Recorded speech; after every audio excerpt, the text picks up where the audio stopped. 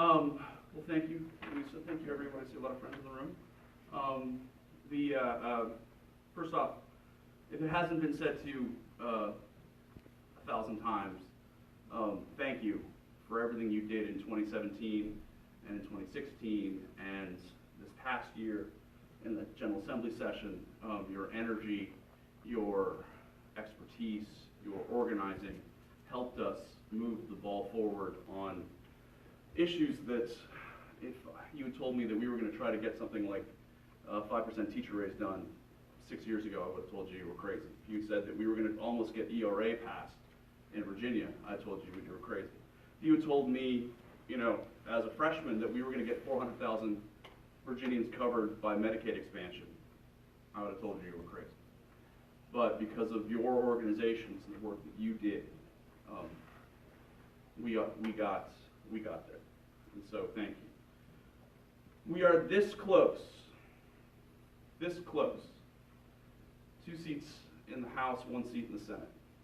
And what I'm worried about, and a lot of folks are worried about, is a drop-off in excitement, a drop-off in intensity. Especially considering the political hit job that just went on a few weeks ago. In fact, as I like to joke, the last 5 weeks have been the longest year of my life. It has been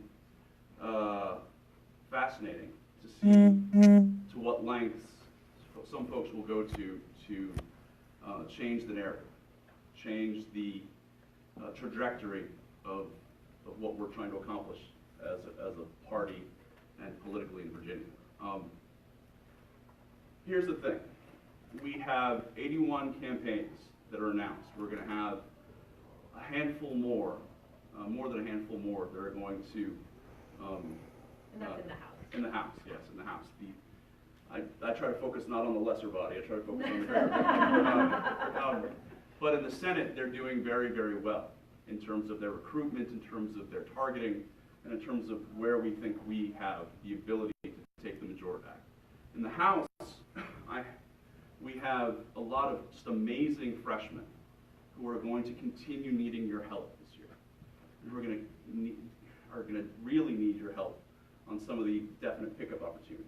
We know of at least 5 where we have more than a good shot of winning and defeating either an incumbent or a open seat. And I know Steve is going to beat every one of those districts.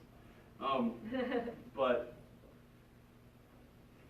if we don't have a sustained grassroots organizing fight that's begun yesterday. Okay, we started late. I know, you did. It's going to be very tight. It just is. Because what I'm scared about is the W. What does that mean? In a typical election year in Virginia, you have 73% turnout in a presidential election year. In a governor's year, it goes down to 42%. In an off year election, or then in the Senate year, it goes up to around 44%. But then in an off year election, it goes down to 27% turnout. 27% turnout. Yeah, that's fair. And that's when we're electing the state Senate, the state House, all of our constitutional officers, a significant number of city council and board members, and including in Fairfax, the chair of the county board. And if we have 27% turnout, we return back to the mean, we're dead. Well, what did you turn out for 2017? 2017 got up to 57%. So instead of actually being 44%, it was 57%. Right.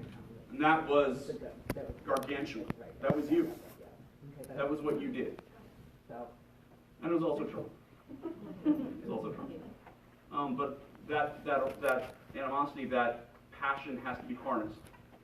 And we have to work as a team to get that done. And so all of it coming together. We need that same passion, that same organization this year as well. And so if we, like I said, return back to the mean at 27% turnout, we're dead. We need to have that 10, 15,